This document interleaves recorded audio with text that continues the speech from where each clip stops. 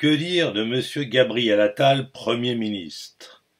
En fait, il n'est pas aussi facile que ça à étudier, car dans son cas, il n'y a pas de signe ou de forme morphologique très marquée. Il faudra donc l'étudier dans sa globalité, dégager des grandes lignes pour s'attacher aux détails ensuite. On peut déjà noter d'emblée une petite prédominance de la zone cérébrale ou zone supérieure du visage, en constatant la bonne hauteur et projection du front en comparaison avec la zone inférieure. Pour information, la projection de la zone frontale est la distance du tragus de l'oreille au sommet du front sur le profil. Il existe ainsi chez notre jeune homme une notable cérébralisation qui permet de cogiter naturellement et spontanément. Cette zone basse du visage est donc un peu moins développée, peu saillante et anguleuse. Certes, le menton est présent et il permet de matérialiser les projets, mais en retrait par rapport à la bouche et à la ligne frontale. Le visage de notre Premier ministre confirme qu'il est un homme de dossier, puisqu'un bâtisseur. Il n'a pas l'âme d'un entrepreneur et n'est, de ce fait, que peu matérialiste. Il s'épanouira plus au sein d'un milieu administratif protégé et préexistant. C'est l'angle arrière saillant et marqué de la mâchoire qui permet de s'accrocher et finalement de se débrouiller seul. Ce n'est pas le cas ici. De ce fait, je pense que les difficultés de la vie vont avoir d'autant plus d'impact sur lui. Il va vieillir psychologiquement prématurément avec l'apparition précoce des muscles préceptales, tension nerveuse excessive, du possier, difficulté à passer les obstacles, et de la houppe, doute sur les décisions à prendre. Regardez cette photo beaucoup moins avantageuse qui semble déjà confirmer ma prédiction. Revenons au front qui, vous le voyez, n'a que peu d'inclinaison sur le profil.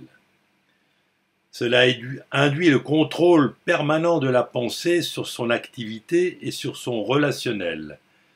C'est la maîtrise de la réflexion qui précède toujours l'action.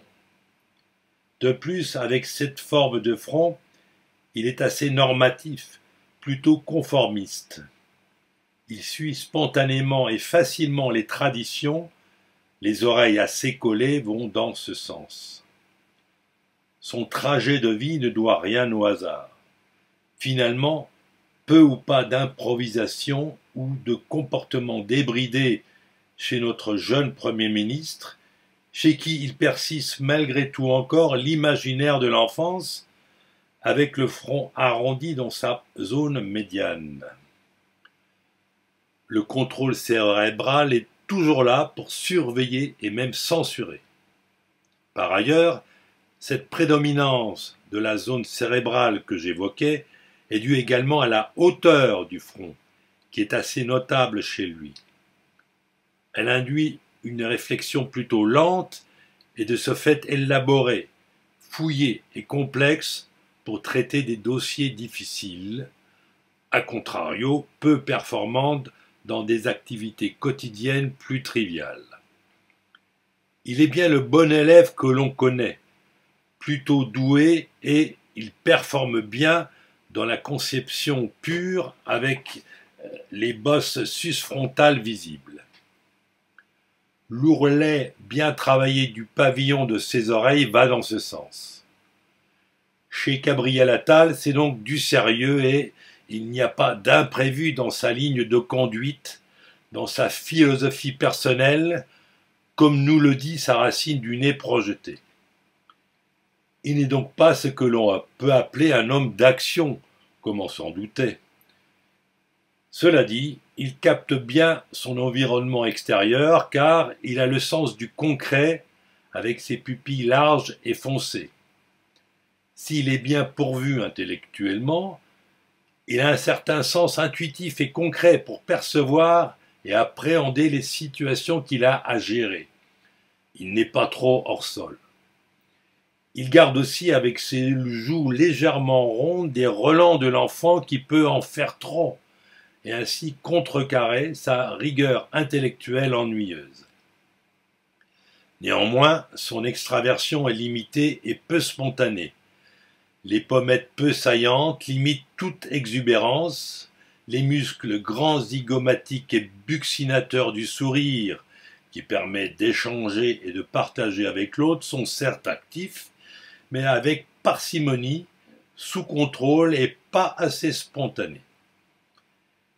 Il a aussi un certain talent d'orateur et le verbe facile, avec les bords externes de la lèvre inférieure assez plats. Pour finaliser ses projets, il présente des capacités d'initiative importantes et sait décider rapidement. C'est l'angle de projection prononcé du nez de profil qui nous le dit, et cela contrecarre bien la verticalité de son front précédemment évoquée. Néanmoins, il n'a pas encore suffisamment de détermination et d'autorité pour imposer ses projets avec son muscle carré du menton insuffisamment marqué.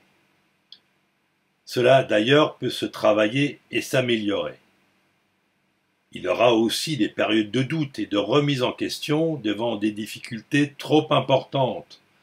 La houppe du menton, souvent visible, le montre. Celle-ci d'ailleurs travaille de concert avec notre muscle carré du menton. Et pour en terminer avec ce menton, on le voit un peu en retrait du profil. Cela peut amener à une certaine arrogance avec la bouche qui de ce fait se retrouve projetée en avant. La bouche exprime entre autres le désir arrogant. Pour finir, son énergie forte et dirigée harmonieusement va le soutenir en toutes choses, et ce, grâce à la présence des muscles sourciliers marqués et des sourcils légèrement arqués. Elle s'exprime d'ailleurs sans contrainte, avec l'extrémité du nez plutôt large qui permet de donner de la voix. Voilà donc ce que je peux établir sur Gabriel Attal. Homme ambitieux, sa cérébralisation le stimule.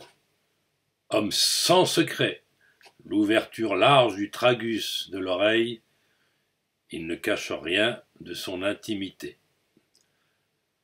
Je vous remercie de votre écoute. À une prochaine vidéo.